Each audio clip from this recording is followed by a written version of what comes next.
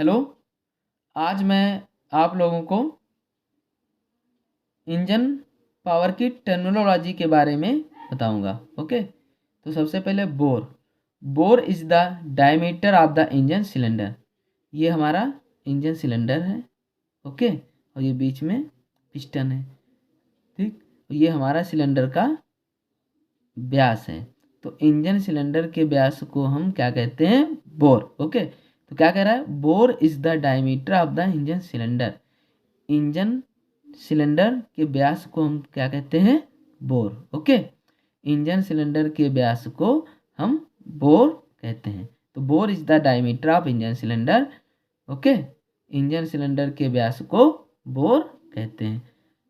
Stroke length, distance between top dead centre to bottom dead centre is called stroke length. Okay, top dead centre ये है और bottom dead centre ये है। तो top dead centre और bottom dead centre के बीच की दूरी को हम क्या कहते हैं? Stroke length. ओके, पिस्टन के द्वारा टॉप डेड सेंटर और बॉटम डेड सेंटर के बीच जितनी दूरी तय करता है उसे हम क्या कहते हैं? Stroke length. ओके, अब मैं आप लोगों को स्ट्रोक बोर रेशियो के बारे में बताऊंगा। ओके, कि स्ट्रोक बोर रेशियो किसे कहते हैं? The ratio of length of stroke and diameter of bore of the cylinder is called stroke bore ratio. Okay, stroke length तथा इंजन सिलेंडर के व्यास के अनुपात को स्ट्रोक बोर रेशियो कहते हैं। ओके, जिसको हम L/D से प्रदर्शित करते हैं। तो आप जान गए स्ट्रोक बोर रेशियो किसे कहते हैं? स्ट्रोक लेंथ तथा इंजन सिलेंडर के व्यास के अनुपात को स्ट्रोक बोर रेशियो कहते हैं। सामान्यतः ये रेशियो या अनुपात कितना होता है? 1:1.45। और ट्रैक्टर इंजन का यह अनुपात कितना होता है? 1:1.25। ओके, अब मैं आप लोगों को कंप्रेशन रेशियो के बारे में बताऊंगा कि कंप्रेशन रेशियो किसे कहते हैं। It is the ratio of total cylinder volume to clearance volume. Okay, total cylinder volume तथा क्लियरेंस वॉल्यूम के अनुपात को कंप्रेशन रेशियो कहते हैं। तो CR इजकल टू हमारा क्या हो जाएगा? टोटल सिलेंडर वॉल्यूम बराबर होता है swept volume plus clearance volume. Okay, तो CR इजकल टू हमारा क्या हो जाएगा? Swept volume plus clearance volume upon clearance volume. Okay, तो कंप्रेशन रेशियो बराबर हमारा हो जाएगा swept volume plus clearance volume upon clearance volume. Okay, CR बराबर क्या हो जाएगा? PD plus CV upon CV, क्योंकि स्वेप्ट वॉल्यूम को ही पिस्टन डिस्प्लेसमेंट बोलते हैं, तो इसलिए CR बराबर PD plus CV upon CV। Okay, अब मैं आप लोगों को इंडिकेटर हॉर्स पावर के बारे में बताऊंगा। It is the power generated in the engine cylinder and received by the piston. Engine cylinder के अंदर उत्पन्न ऊर्जा पिस्टन पर प्राप्त की जाती है, तो उसे हम इंडिकेटेड हॉर्स पावर कहते हैं। ओके, या सांकेतिक हॉर्स पावर कहते हैं। इंजन सिलेंडर के अंदर उत्पन्न ऊर्जा पिस्टन द्वारा प्राप्त की जाती है, तो उसे हम सांकेतिक हॉर्स पावर कहते हैं। ओके, अब इन मैट्रिक यूनिट में इंडिकेटर हॉर्स पावर का सूत्र क्या होता है? ओके, फॉर 4 स्ट्रोक इंजन, चतुर्थ घात इंजन के लिए, तो IHP is equal to plan upon 4500 into x upon 2 for 4 stroke engine, है ना। 4 स्ट्रोक इंजन के लिए क्या होता है? IHP is equal to plan upon 4500 into x upon 2। Okay, चतुर्थ घात इंजन के लिए ये फार्मूला हो गया। Indicator horse power for 2 stroke engine. Okay, तो इसके लिए क्या हो जाएगा? IHP is equal to plan upon 4500 into x upon 1 for 2 stroke engine.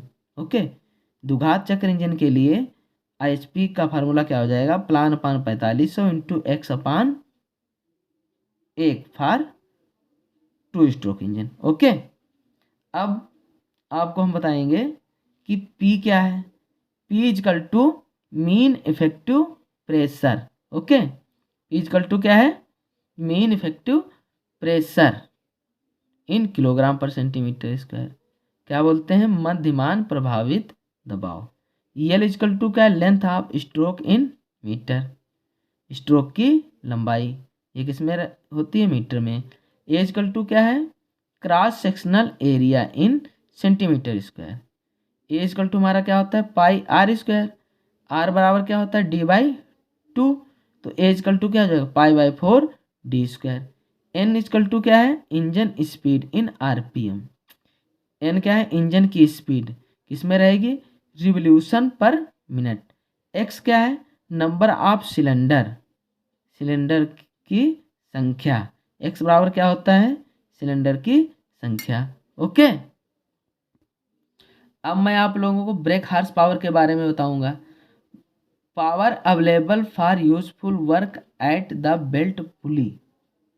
Okay, वह शक्ति जो पुली पर कार्य करने के लिए प्राप्त होती है उसे हम ब्रेक हार्स पावर कहते हैं। Okay, B H P is equal to क्या हो जाएगा, I H P minus F H P, अथवा B H P is equal to I H P into mechanical efficiency upon 100, या B H P is equal to I H P into M E upon 100। M E means mechanical efficiency. Okay, अब मैं आप लोगों को frictional horse power के बारे में बताऊंगा कि फ्रिक्शनल हार्स पावर किसे कहते हैं। Okay, it is the power required to run the engine at a given speed without producing any useful power. वह शक्ति जो इंजन को बिना किसी भार के या कार के चलाने में व्यय होती है उसे हम फ्रिक्शनल हार्स पावर कहते हैं। ओके, तो frictional horse power F H P is equal to क्या होगा, I H P minus B H P. Okay, I H P is equal to क्या हो जाएगा, B H P plus F H P. Okay, तो आप फ्रिक्शनल हार्स पावर के बारे में जान गए।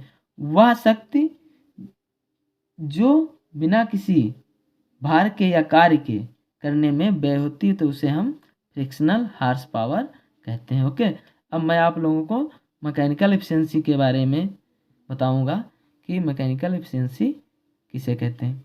It is the ratio of the brake horse power to indicated horse power. Okay, brake horse power तथा इंडिकेटेड हार्स पावर के अनुपात को मैकेनिकल एफिशिएंसी कहते हैं। ओके, मैकेनिकल एफिशिएंसी को किससे प्रदर्शित करते हैं, एमई से, और ये किसमें रहती है, हमेशा परसेंटेज में। एफिशिएंसी हमेशा किसमें रहती है, परसेंटेज में। ओके, तो मैकेनिकल एफिशिएंसी किसे कहते हैं, तो आप क्या कहेंगे, बीएचपी तथा आईएचपी के अनुपात को मैकेनिकल एफिशिएंसी कहते हैं। ओके, अब मैं आप लोगों को थर्मल एफिशिएंसी के बारे में बताऊंगा। It is the ratio of available useful work in cylinder to the heating value of supplied fuel. Okay, cylinder में उत्पन्न लाभदायक कार्य और उसमें प्रयोग होने वाले ईंधन के ताप मूल्य का अनुपात को हम थर्मल इफिशियंसी कहते हैं। ओके, इंजन सिलेंडर में उत्पन्न लाभदायक कार्य तथा उसमें प्रयोग होने वाले ईंधन के ताप मूल्य के अनुपात को थर्मल इफिशियंसी कहते हैं। तो थर्मल इफिशियंसी इजकल टू क्या हो जाएगा, available useful work upon heating value of supplied fuel into 100। Okay, तो आप थर्मल इफिशियंसी के बारे में जान गए कि अवेलेबल यूजफुल वर्क तथा heating value of supplied fuel के अनुपात को थर्मल इफिशियंसी कहते हैं। It is the ratio of available useful work in cylinder to the heating value of supplied fuel. Okay, आज आप लोग bore, stroke bore ratio, compression ratio, indicator horse power, brake horse power, frictional horse power और mechanical efficiency तथा thermal efficiency के बारे में आप लोग जान गए। Okay, thank you very much.